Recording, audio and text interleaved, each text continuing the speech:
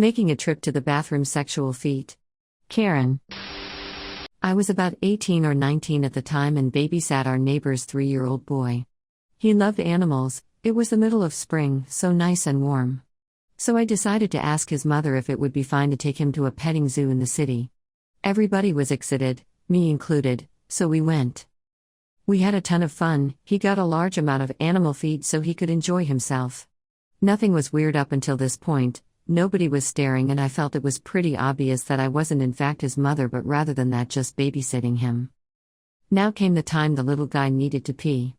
Not a problem, I thought to myself, so I took him to the toilets.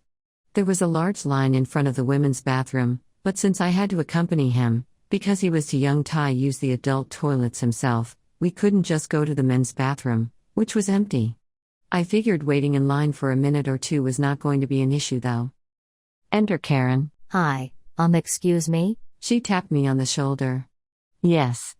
I thought since she had a little girl with her she might just wanted to ask to skip ahead in the lane, because her little girl needed to pee badly. Is this your child? Oh, no, this is my neighbor's child. I'm just babysitting today. Why the fuck are you taking him to the bathroom then? She got very aggressive straight away. Excuse me. He needs to use the restroom, and is clearly too young to do so by himself. So obviously I'm accompanying him. What am I supposed to do? Let him just pee his pants. This is highly inappropriate. Only his parent should accompany him to the restroom. He is a boy and on top of that not even your child. God knows what you might do in there with him. Okay, so now I was getting kind of pissed. At that point in my life I had dealt with a lot of bullshit from people, since I was a nurse and people in the hospital tend to be entitled as hell when they don't get their way. I was absolutely capable of defending myself with words and I already lost my temper with her being so rude. So I said, very loudly, "You think I would look at his penis in there? What the hell, why do you have to make a bathroom trip with a small child sexual? Do you think about that when you take your girl to the bathroom? Oh my god, would you do stuff to your girl? That is disgusting. Why would you even think about something sexual when thinking about a little boy going to the bathroom?" Now I said all of these things kind of very sarcastically as it was just meant to scare her off. But obviously I said it loud enough for a lot of people to hear. Now everybody looked at her disgusted and whispered or even chimed in with me to tell her thinking stuff like that was disgusting, and that she should leave me alone. She looked mortified at this point and just backed away and left. You want to invade my space with your car while I wait for a tow truck? Hope you didn't have to rush off. This happened this afternoon. Today was balls hot and between my car's AC not working, and my body's habit of sweating puddles and anything over 70 degrees my mood was already a bit thin. I was picking up some items from Home Depot, and parked halfway in a quarter-full parking lot, plenty of open spaces around. I haven't gone to the store much in the past few months, so while I was trying to remember the PPE order of operations I absent-mindedly let my keys slip from my lap to the cup holder. I'm all kitted up and go get my stuff from the lockers and head back to the car. I start patting my pockets and feel that little ball of fear rolling around the pit of my stomach. I started walking faster and as I get to my car I see my keys in the cup holder. I'm standing there staring through the window while sweating buckets from a 3-minute walk annoyed, but I contact roadside and get a truck dispatched quickly.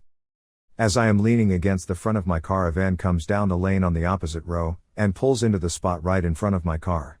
As the driver starts pulling closer to my legs I shout "Hold it," and put my hand out. She stops the van about 1.5 feet from me and looks pissy. Like hitting me would have inconvenienced her plans for the day. I look around at the 9 other open spots all next to or behind her in the area and gesture towards them. She gestures at me and mouths "Why?" I guess she was asking me why I'm just standing there, and despite it not being any of her damn business say I'm locked out of my car.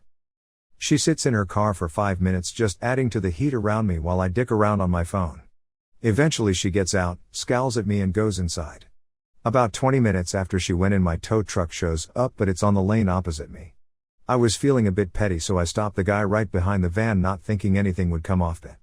Well, right as he goes to get the tools van lady comes out of the store. She was lividly muttering to herself as she gets in her car and turns it on. I explain the basics of the situation, and he looks around at all the other still open spots in sheer confusion, when a shit-eating grin comes across his face. He starts opening the door taking a few extra minutes to make sure he does it right, and then has me sit in his air-conditioned cab while he fills out an order form because his phone was acting up. The dude took probably an extra 10 minutes to do his job while van lady is stewing in her annoyance. I appreciated the solidarity and threw him a few bucks for the service. He then made sure I got to leave first before rolling out. Don't like what I wear to school? Fine, then go blind. Back in high school I had one teacher who would bully me outright. He would openly mock my clothes, questions, or even how I talked in front of my peers. He even acknowledged the behavior, as though being sassy and sarcastic to students was a source of pride. It is important to note this teacher was also in charge of student government, which I was a part of. Our student government organized a spirit week with theme days, where students are encouraged to dress up and engage with different theme days throughout the week. Neon Day came around and I didn't have any real neon clothes. I wore some shoes with electric blue stripes, and while it wasn't much, I hoped for the best. Unfortunately, I ran into the aforementioned asshole teacher, who then yelled at me in the hallway, shaming me in front of everyone. Essentially, he went off on me because I was student government, and according to him I was not putting in enough effort for the event we organized. I tried to brush it off, but not too long after I went shopping with my family, and found a fluorescent orange windbreaker jacket. This is where the fun began. I proceeded to find the brightest neon orange shorts to match, and several highlighter yellow shirts. I decided at this point to make it my personal fashion style to be neon, 24/7. For the first week, the teacher mocked my fluorescent fashion choice. However, after about a week he realized it was physically difficult to look in my direction, and made the mistake of admitting it to me. I knew what I had to do then. I kept this fashion statement going for a year and a half until graduation, frustrating him every day. Soon he had moved me to the back corner of the class because he couldn't see while lecturing. It coincidentally became a lot harder for him to make crappy remarks when he couldn't even look at me. Refuse to let me go home on time? Give me loads of overtime then. My supervisor was one of those little pricks who did absolutely nothing, and loved being in power and was always on a power trip. He delighted in being the supervisor even, though he didn't know how to do his job and was horrible at it. He loved holding people over their shifts just to see them squirm, and run late to whatever things they had planned after work. He loved to belittle me and call me useless and stupid. In the state where I work at, any shift worked over 5 hours entitles you to a 30-minute unpaid lunch break, and if you don't clock out or take a lunch break before then you automatically get a full hour's worth of pay. I was also entitled to double time if this happened for consecutive days in a row. I was routinely scheduled for shifts that were 4 hours and 45 minutes, which just cut me short of the 5-hour mark.